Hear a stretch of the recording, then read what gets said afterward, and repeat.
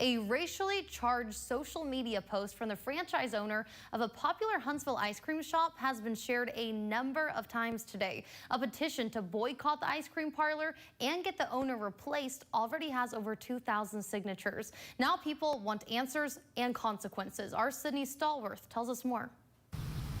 A Facebook post from 2015 is making rounds on social media today, and the community is outraged. The post has just about every racial slur you can think of and comes from what appears to be the account of the franchise owner of Handel's Ice Cream here in Huntsville. Locals tell me that they won't stand for it. Offended, outraged, atrocious. Should not be tolerated anywhere, especially in Alabama.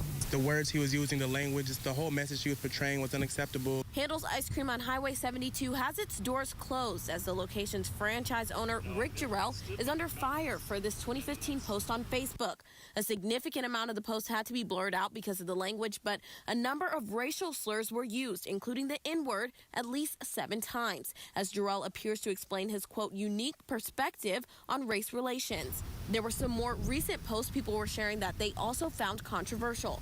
We could not find a way to get in contact with Rick Jarrell for comment now that his Facebook page seems to be deactivated. Knowing that's how he really feels towards people of color like that, it was, I guess, hurtful, I think the community just needs to come together and say, we're not going to tolerate this mess. A number of people stopped by Handel's today to voice their concerns after seeing the post. Handel's national Facebook page did acknowledge the post, issuing an apology and saying they're, quote, troubled by the offensive tone that these messages conveyed. A small group of protesters showed up to demonstrate in front of the ice cream parlor. He should be fired. That's really the only thing to do at this point.